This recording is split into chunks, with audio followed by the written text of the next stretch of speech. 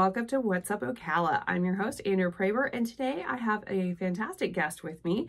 Debbie, go ahead and tell everybody who you are, where you work, and how they can get in touch with you. Well, thank you for having me, Andrea. I'm Debbie Cowan with PrimeLending, literally across the street from our office here. And you can get a hold of me anyway, text, email, call, but my number is 352-433-7846. And that's usually the best way. I usually have that on 24/7. Yep. I did not have to go far to find you. No. No. No, actually, we have been friends since I opened my brokerage. I know. And you're going on 6 years too, right? I ain't going on seven. Seven, right? 2018? Yes. Yeah. No, it actually is. It's 2000. No, it's 6 because I just made my 6-year anniversary with One of those. PrimeLending. And we met when I first opened. Let's just round up to 10. So. Okay, so, yeah, okay, 10. Don't ask me how many years I've been in the business. No, because no, that no, is no, a little no. bit more depressing. So, yeah, yeah. I don't really want to. I don't want to share that that kind of information. You can start adding up and find out how old I am. Plus, I really, it annoys me so badly when real estate agents that have been in the business for some reason really focus on that. Like, you can't tell me anything because I've got 20 years experience. So I will never say, I'm never going to tell anybody anything like that. I'm going to try very, very hard because I think it's very closed, very, you're not open to new things. I'm a firm believer in my business and probably yours too, because I see it on both sides, that there is something to be said about experience, right? Mm-hmm. So that we do have experience, but the beauty of our business is every customer is different. Every situation is different.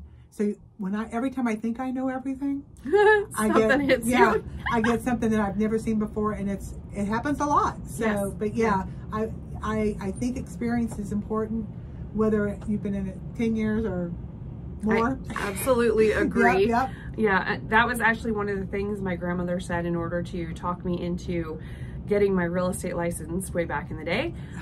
She said, you get to the top of your industry and then you get bored. I absolutely promise you will never get bored in real estate. And I've told that to licensees over the years, and it's 100% true. It is. It is always changing, always growing. You can always find a new niche. You can always have different struggles with your customers to get through with them. Things you thought you never would see, you see. Yeah, as soon as you think you've got it, everything changes and you're upside down again. And it's like, what just happened? That's why it's very cool, because I never, to your point, never get bored. I mean, I wish sometimes I did, but I don't. Yes. So yeah, that would it would be nice to come in and have no surprises. Yes. But we have them, and that's what keeps me on my toes. Yes, absolutely. And it is. It's always expanding, growing with technology and everything. It really has changed. Oh my gosh. Considerably. When I think about how my grandmother did real estate in the 80s and how we're doing real estate now, it's not even the same job. No. It's not even remotely the same job. They did not even have a digital MLS. They had like this phone book style thing. It was totally different. Yeah, and I took paper applications. Oh, okay. And everything had to be face to face, and it was all a different world. Very, very, very different. So, well, speaking of changes. Yes. I keep looking at these interest rates and I'm going, okay, this is up, this is down, this is up, this is down. What are we doing? I think, I really kind of think that there's a pause. Everybody's just kind of holding their breath to see what's going to happen. So I wanted you to come in as an expert and kind of say, okay, is it time to exhale? What are we doing here? So give us the lowdown.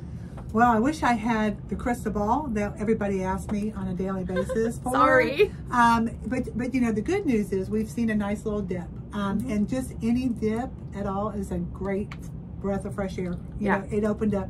My financial people within PrimeLending, I mean, they literally say if we have a reduction, 1% in the rate, you're going to open up such a big buyer's market again. To your point, people are a little nervous. People are, I had a customer the other day, and I'm telling you, high-end customer, plenty of money in the bank, great credit, low ratios, and just the fact that the payment on a house that they fell in love with scared them just a little bit. They said, not yet.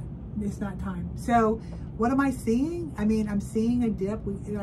Probably the second week of December, we started seeing some nice dips. We did. Everything, we have a marketing and a financial market call every single week with PrimeLending. And, you know, everything is tied to the security. Everything is tied to the bond market, everything that, you know, and the inflation. So there is a magic number that when the inflation gets to, that's really what's going to drive our rates down. And they're getting pretty close. So if everything goes as scheduled, I mean, we're probably going to be back in the 5s this year. That's amazing. And the other thing is you have to remember too, we have an election year. So also anytime true. there's an election, you know, everybody wants to make things look peachy keen out there. Mm-hmm. And so we're going to see some lift from that. And, but I'll tell you, people are still buying. I mean, it may be an unusual, it's kind of a weird situation for me because usually January, February are kind of my down months. Mm-hmm. And they're not, I mean, I wouldn't say that January has been like crazy. Right. But it's been better than most years, and that's usually my slower months. So the good news, I think, is that people have adjusted to the rates. So they know that they're going to come into it, that they're going to be paying a certain rate. They've kind of, you know, put their mindset to knowing if I want to buy today, because you're the expert on real estate, and I've talked to so many real estate agents that, you know, it's kind of like the supply and demand situation. Mm-hmm. The minute the rates go down, the inventory is going to go down and the market prices are going to go up. So, you know, the rates may be lower, but you may be paying more for a house. It is my opinion that it is a great time to buy right now. It's a great time. I believe so too. I'm seeing more and more sellers trying to jump into the market right now, which it is a great time to sell, as in, you know, over the last few years, this is still one of the times where you're going to have the most money and the most equity in your home. Right. But at the same time, if we continue to keep having so many sellers come into the market and not that many buyers, because the buyers are still holding their breath, waiting right. to see what happens, we're going to see that supply go up and up and up. Which doesn't help us. That's not going to help. No. But I, you know, you do a, you know, Ocala, what's up in Ocala. Yes. Yeah. And I mean, you can see that, you know, things are sitting on the market a little bit longer than they were. But I also think that I've seen houses go in no time because they were priced with the educated agent that knows what's going on in the market. And people, like I said, people, it's so funny where we are from where we were a year and a half ago. Yes. I mean, it was truly a seller's market. Oh, 100%. It was scary. So when the rates, when the rates went up last year, we had 4 or 5 months of just shock of payment, shock of rate, everything that we had to have for a discussion with our clients. I mean, it was an hour-and-a-half discussion on every deal. It's okay, you can afford it. I know it's not what you want, but you can refinance it. Now, you guys are having the problem with the sellers adjusting to where the market is. It was honestly for this first 6 months after those rates adjusted, and we saw, you know, buyers come to a screeching halt because they either weren't willing or able. Or they're just scared. To, I mean, it was a shock. Couldn't, right. But the prices, that was what was interesting, is because the sellers were still acting as if it was a seller's market and they should still get, no, you missed that boat. Yes. You missed that boat. It's gone. It may never come again. That's over. These are the new price. And they were dropping every month, every month. And now we're in a completely different market where it's dipping back over to a buyer's market. Yeah, it is. I mean, they think I mean, I see it all the time. They ask and all of a sudden the sellers are going, yes. Yeah. But I will tell you, because it's gotten into this market, it also opened up a lot of opportunities for buyers that they didn't have, you know, with seller concessions and down payment assistance programs. And they're allowing this stuff now because the sellers were, you know, poo-pooing anybody that wasn't cash or conventional. Oh, absolutely. And, you know, for a first-time home buyer buying a $250,000 to $300,000 house, that's still, you know, a high price for a first-time buyer. And that's really all that's out there right now. So what I'm seeing is seller concessions. I'm seeing, you know, repairs being done if they need to be done. And it was like, you know, night and day compared to what it was a year and a half, 2 years ago. And I'm just like, you know, it flipped. It flipped. But I do see that sales. I have an agent I'm working with right now, and they called yesterday, and the buyer's, the seller's family, the parents passed away, so it's a free and clear property, but it has a lot of repairs. They were older, and they're overpriced for the repairs that have to be done, and they're not budging. I had one just this morning that the buyers canceled because they wanted $5,000 in repairs, and seller said no. So that still happens too, and I keep thinking, gosh, you have a pre-approved buyer. Yeah. We're in the game. We're ready. I mean, we're not talking $30,000 to put on a new roof or whatever. Right. We're talking $5,000, and they refuse to do it. So that mindset with some of the sellers is still, still there. There's not the buyers in number. We got stubborn sellers in Ocala. I'm shocked. We got a couple of stubborn buyers too. Oh yeah, I kind of had the same discussion going. You're going to walk away for $5,000, right? Right. Yeah. So, let's meet in the middle. Let's do something here. There's got to be some negotiation because you don't here. have a plethora of people coming through those listings now. So when you get a hot buyer that's approved and ready to go, you got to put that into perspective a little bit. And I was shocked that they couldn't come to an agreement. Well, one thing I'm definitely seeing is the new construction, especially when it is a huge new community or several new communities in an area, brand new construction, gorgeous houses. And then there's a seller that's trying to sell a house that's 15 years old and needs a roof. Same price. And they want to do the same price. And it's like, that's not the same thing. But they're like, oh, but there's all these houses for sale that it's this amount. So mine's worth this amount. You're not comparing apples to apples here. We're comparing apples to some other kind of fruit. Grapefruit. It's more like, this is not the same. And if you were out buying, you would know that that's not the same, but you're selling and you're trying to change facts. Facts are facts. You can't change those. Yeah. And I think that with all the new construction, because we've had so much growth in Ocala, that, it does hurt on the resale side quite a bit because to your point, you can't compare them. And, what happened the last couple of months of 2023 is that typically builders who have specs and they have models and they want to get rid of them, they kind of slash them, which also in a development that's established that may have some new construction going on, that doesn't exactly thrill the sellers either because, they're slashing prices to get them off their inventory and to start up with the 2024 stuff.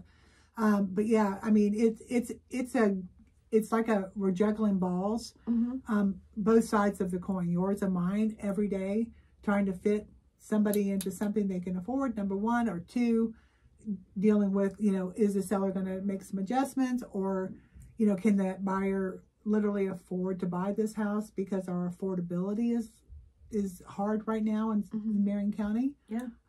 But we do, like I said, the only good positive thing that I still feel strongly about to this day is that I can put somebody in, they'll go, oh my gosh, I don't want my payment over this, and they qualify.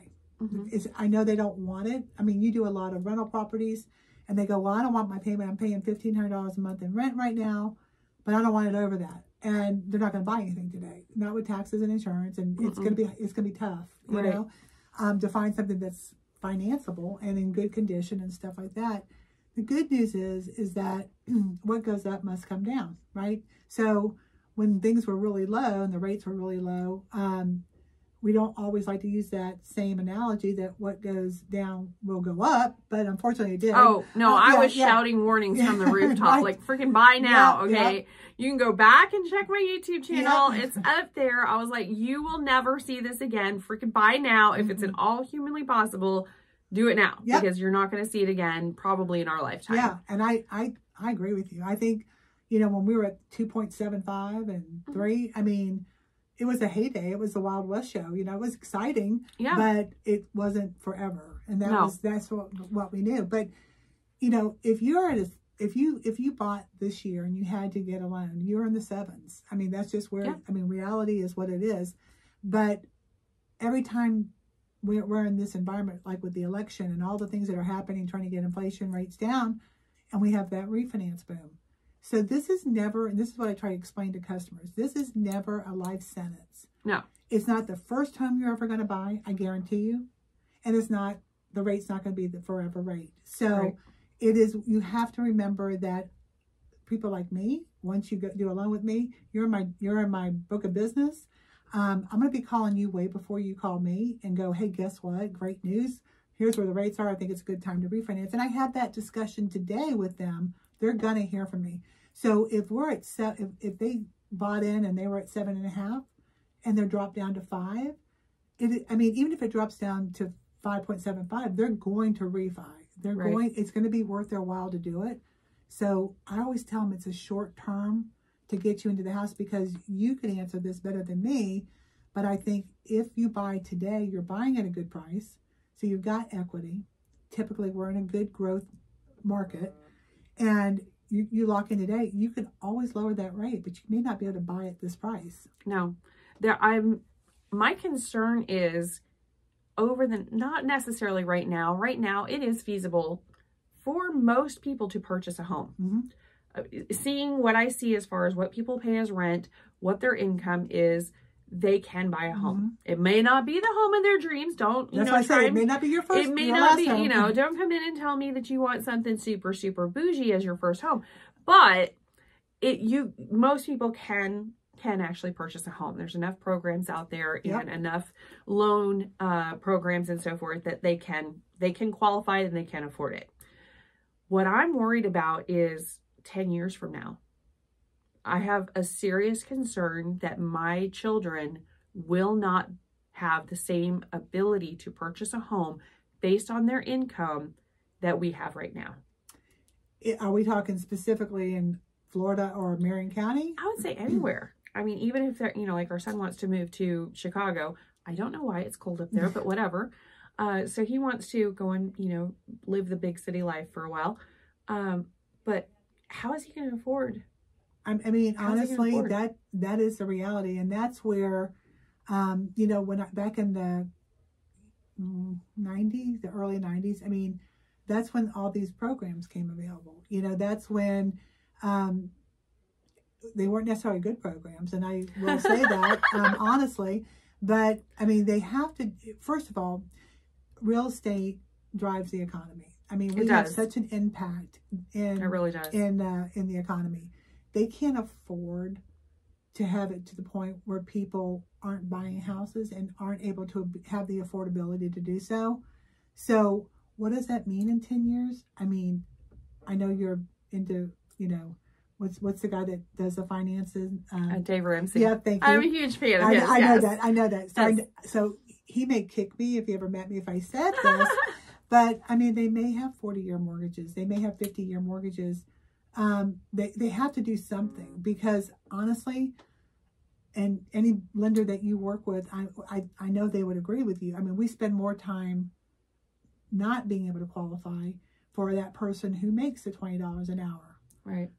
That has a, car payment, because look at what car payments are today. Right. I mean, car payments are ridiculous. Dave Ramsey will definitely get you on those. That's just craziness. But I'm just saying, these kids go in to a car dealership and they sell them the car of their dreams, and they walk out with an $8,000 or $1,000 payment, and they have left themselves absolutely no room to do anything else the rest of their life. You keep going on this track. I'm going to step up on my soapbox because I know of a child that is a friend of my son's a few years ago that got $60,000 in student loans, not knowing what he was doing, and went out and used it to pay for a vehicle.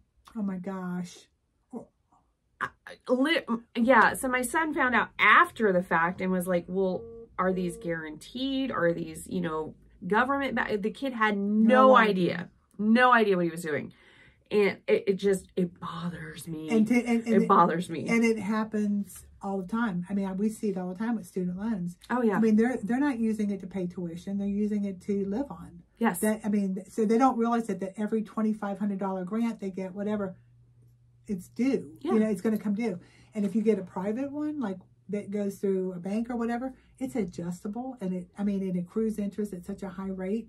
But that's, I had this conversation with somebody, and just exactly to your point, I don't feel like they teach kids nowadays in school. Do you remember when you were in school, we learned basic accounting. We had to fill out a checkbook. We had to balance our statement. Oh, yeah. We learned a little bit enough about, okay, if you bring home $200,000 a month and you have these in bills, you're in trouble. Yes. I don't think they teach it. I mean, I have seen professional football players who got a great guarantee, you know, what do they call it? Bonus, signing bonus, and can't afford to buy cash for a car because they go through it.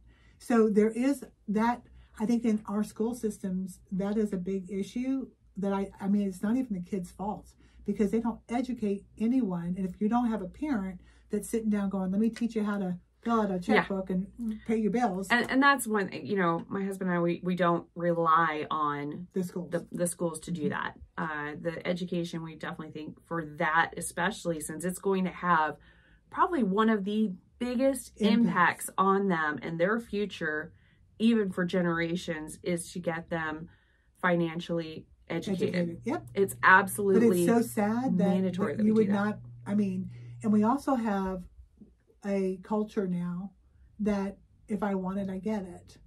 You know, and I used to. You're talking about my Amazon part, right? Well, yeah, but you're a different age group, right? You think about the kids like my daughter's ages and my, you know, you think about them. It's they make good money, but they don't think, well, you know, I grew up that I wanted to work hard so that I could afford to buy things. Now everything is instant gratification, right? So and I see it with kids, and I call them kids because I'm old. They're kids, you know. But I mean, I see them come in all the time, and you know, they have no money in the savings. They if they lost their job tomorrow, they would have a challenge, and it breaks my heart. It's like I want to have this financial class and say, look, you know, but before it gets out of hand, not after it's already there. But yeah, so I mean, I think that's one of the downfalls of our education system right now. We just don't teach our kids to be financially educated, and we don't teach them that you may have to work a little harder or wait a little longer before you have everything. But I mean, honestly, I think it's actually generational because I know for my parents were terrible with money. You know, they don't listen to this show, I don't think so. I'm going to throw them under the bus. They were terrible with money, both of them. Just absolutely awful. They did not teach me anything about it. I had to go to like Dave Ramsey and go, oh my goodness, nobody's ever told me this stuff before. Right. Somebody's actually telling me what life insurance is all about and that there's different kinds. And I mean, just basic stuff, but had no idea. So, I mean, it's not even current children in school. It's all about, prior generations. We just weren't taught because it was rude or you didn't talk about it. Money. I mean, no, we didn't talk about money. I mean, if your parents were having problems with bills or whatever, we didn't talk about it. No. I never knew that. But my parents were just the opposite. My mother used to literally my dad was in the Navy for 30 years, but she would get his paycheck and cash it, and she had 10 envelopes. Oh, love the envelopes. And entertainment, water bill, whatever to this day, she's 92, she still has envelopes, and when that envelope is empty, that's done for the month. And I'm like, I used to laugh at her. I used to go, you know, so I grew up that no, you didn't get everything you wanted, and there was a lot of no's because they had to raise 4 kids and on a military paycheck, and you know. And I learned the hard way because I didn't get taught just like you didn't. I lived around it, and it frustrated me that they would never spend any money. Or they always had this budget, you know, what is that? I don't like those, you know. So I had to learn the same way, but I learned through trial and error that you don't get yourself into so much trouble. I don't know if today, because I can only speak, you know, about my family and situation, but I know that my generation still wants to take care of our kids, even though they're older. So if they get into an issue, if I ever needed money from my mom when I was a grown adult, it was like, I would rather, you know, starve to death than to ask, because that was not something we did. Kids nowadays, they don't feel that. Right. You know, Right. hey mom, yeah, I need money. I need money or whatever. Yeah. No, our kids at court, we want, it's hard. No, it's I mean, it is a hard discussion to have with your kids. Once they reach past 18, well, then they're in college or whatever. And it's like, well, you still want to support them because they're basically, I mean, I'm sorry, but they're still babies. kids. They're babies. They have no clue. No clue. But you still have those conversations. Like I remember, and our kids are very financially responsible, but they're still kids. Yes. Okay. Let's be honest. Of course. Yeah. My daughter has a hard time saying no to her friends. And our son, he has a serious weakness for tech. So at one point he needed assistance with his rent, but then a few weeks later, which we did, you know, we helped him, but then a few weeks later, he had bought a pair of the Oculus, you know, which are several $100s. Mm-hmm. And I was like, okay, well, you have just graduated to not getting assistance again, because don't post it. Well, yeah, don't share that information if you're going to use, you know, but he figured, well, my parents assisted me with the rent. And now that I have this extra money. No, it's not extra money. Mm-hmm. That's to prepare for next time. There's a, hey, I don't have funds for this.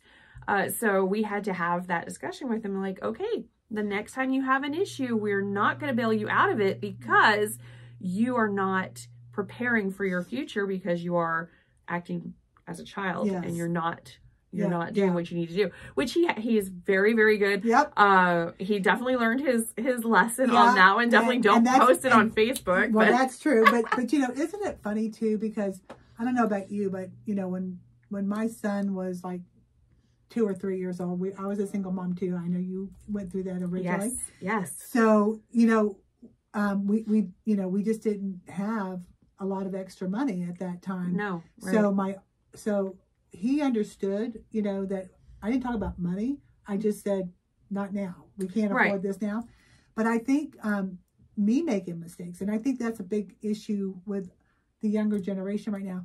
They don't have any hardships. That we won't let them go through the hardships. Right. We want it. I made this money. I work hard so that my children won't have to. And there is some serious, you know, mom guilt and stuff like that in there too. Me too. And that's how I know that I would rather help them out than have them have felt the way I did when I needed help and not have it. Yeah, it's a hard tightrope to walk. They don't have that feeling of laying in bed going, how am I going to pay my rent this month? You know, how am I going to eat this month or whatever? Yeah. I mean, during the recession, that's really when I got my real estate license, which was a really poor timing on my part, I have to say. I didn't know. I honestly didn't know what I didn't know. So I got my real estate license, and 2 weeks into my newfound career, I found out that I was pregnant, and it was with somebody that had no interest in being a father. So that was fun.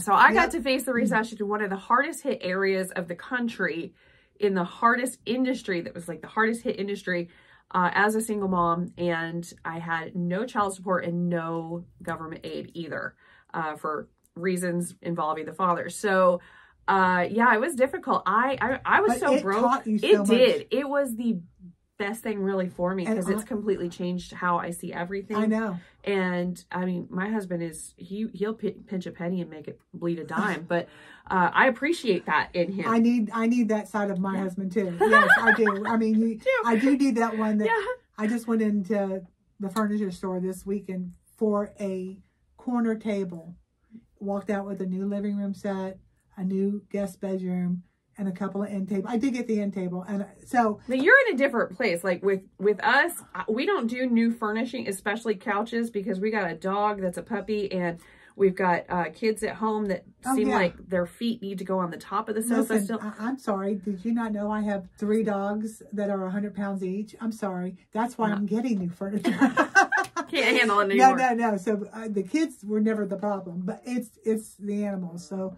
But no, I do that too. I mean, we have worked very hard to get where we are. So that's, you know, sometimes I feel guilty if I'm, you know, not being as careful or watchful or getting gluttonous or whatever I felt good this month, so I'm going out and spending it. I deserve this. I know. Yes, I work so hard. I deserve this. Sometimes I say that, and thankfully I don't do it a lot, but there are times I do it, but I know I can afford it, and so Right. and I know I've got backing if I need it. So it's a difference. But man, I tell you what, there were very, very many months that we ate macaroni and cheese out of a box, or a TV dinner that had my 3 starches. You know, I got creative. Oh yeah, because back at that point, I found out coupons. I did extreme couponing way before it was popular. They had the TV show after I was already doing.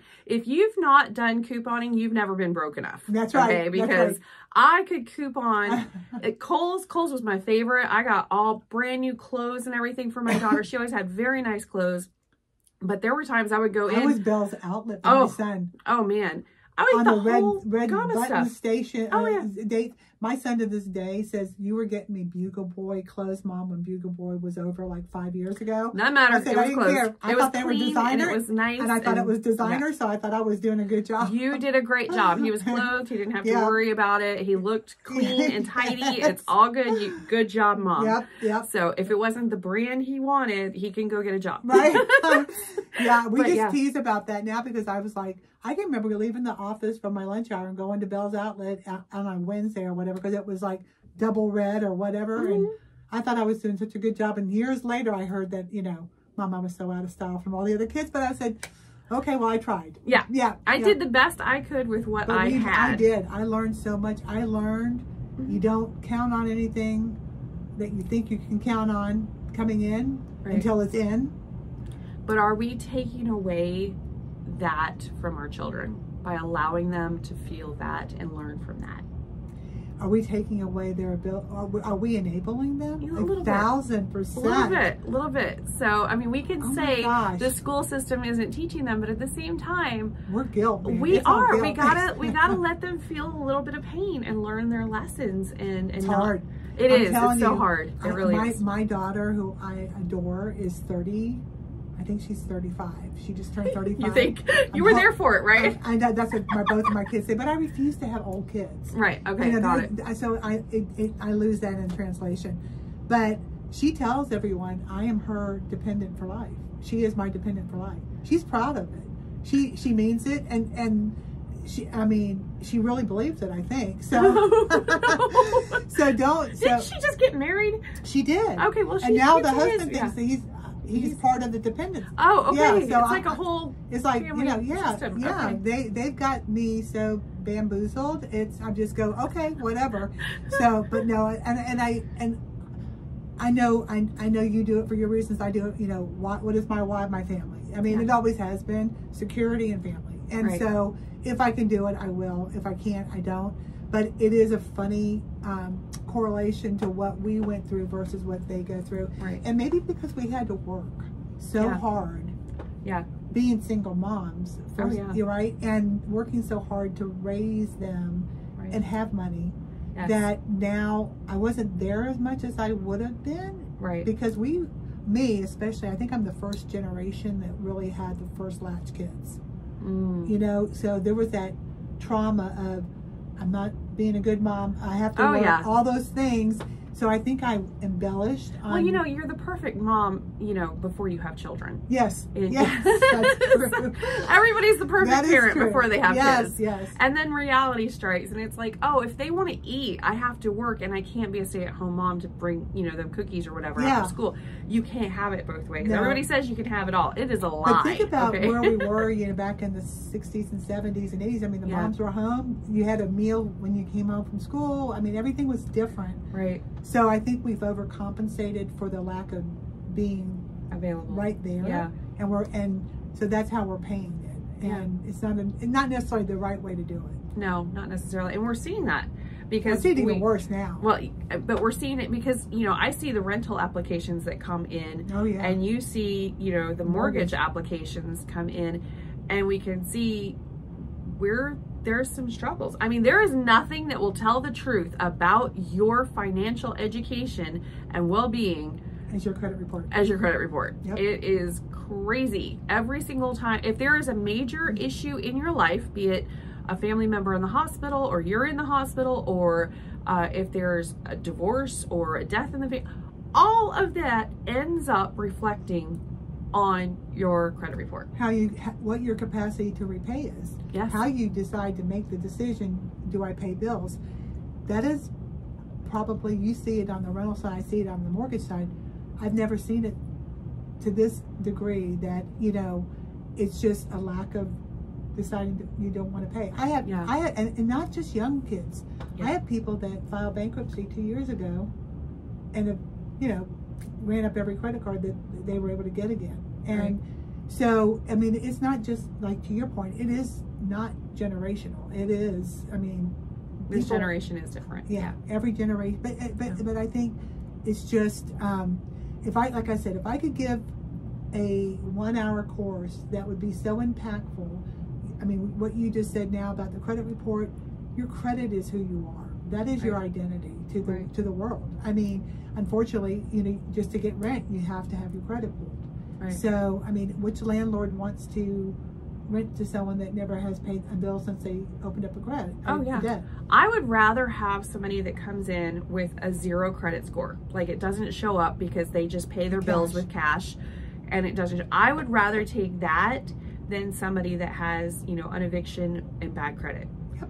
Because that means if you have no credit score, that means that you're paying your bills and you're just not taking out credit. You're not taking out credit. That's the only thing. We approve people with no credit score all the time. Yep. All the time. Because if you don't pay, then it shows up on your credit score. So they have to pay their bills, their utilities, their stuff in order to show up. That means when they want a car, they bought it cash because they saved up. That, to me, a no credit score means it's a good credit score. Yep. It's not a bad credit score. It's just, it doesn't exist. Yep. So that's perfectly fine to me. I don't know how it works necessarily with mortgages. mortgages. We use alternative credit all the time. You know, we have their, you know, cell phone bills. We have their utility bills. We have their rent. So we can establish, and I agree 1,000%. I mean, if I pull credit and they have no credit, it is not a kiss of death on mortgages. It's, you know, we're going to build some alternatives. It's going to be some work. We're going to build alternative, but we can do it. Yeah. We can do it. I think that's a fallacy that so many people say is, oh, well, you have to have that credit score because you're not going to ever be able to do anything and have more and get a house. You're invisible to the world. It's not true. No, it's not true. But it is. It's easier for us, but and I would say too, you know, there is also the mindset that if you do credit, right, if you get some credit, and you should establish some, you know, because of the world that we live in, but if you establish credit and you pay it off, or you don't let it go delinquent, it doesn't have to be, you don't have to go out there and buy every credit card that comes out and take every credit card, but it also gives you, you know, kind of like that identity, because everything is credit related now. It really does. It really is. It just gives you that ability. I think that's actually a good point, because a lot of people think they need to have, you know, tens of thousands of dollars in credit in order to qualify for it. No. Like a little even like a little loan from your bank or something. I mean, three references. If you have 3 references, and I'm just going to give you a quick rundown of what that could be. Go for it. Yeah. Do self-reported utility. Do self-reported rent if the landlord doesn't. We do it. Go out and get a secured credit card. Open up a department store. Just use it, but don't overuse it. Don't, you know, have something that creates a payment history for you, so that people, because what lenders are looking at is, how do you pay your bills? Right. So if you have no credit, we have no way of knowing, unless, to your point, we create that alternative credit. But it's like, show me what you do with your money. I'll tell you what's harder for me is somebody who makes good money, I mean really good money for our area, and has sloppy credit. You know, they don't pay on time. They pay, but they just don't pay on time, and they have $0 in the bank. Yeah. So those are harder throws for red me. flags for us. Well, those are harder for me. How do you make all this money and have no money in the bank? Well, you live large and you're having a good time, but what an underwriter's looking at is, if your score is, let me just throw out there, a 640, and we're going FHA, you know, government loan. Sure. We want to see that if something happened to your job, that you got a month or two in reserves. Now, you don't always have to have it, but we like to see it because it shows. Or here's the hardest thing. I live with my parents. I've been living with them for the last 5 years, and I have no money in the bank. If you're living rent-free, the biggest suggestion I can give you is pay yourself rent and put it in the bank. Yes. Give yourself some savings, because an underwriter will go, how are they going? They're not saving any money right now. They don't have a payment for rent or for a mortgage. Right. How are they going to be able to, they have no money left. So how are they going to pay a payment? That is 100% true. Yep. So you have some money in the bank. If you're living rent free, there's nothing wrong with it. Absolutely not. But pay yourself rent and put it in the bank. Yeah, absolutely. And I think going back to when our son was, you know, he went, oh, I have this extra money. I'm going to go ahead and, no. You need a GOK fund that God only knows what's going to happen. There you go. You need to start doing some savings and actually accrue savings for those times when your money, for whatever reason, doesn't come in.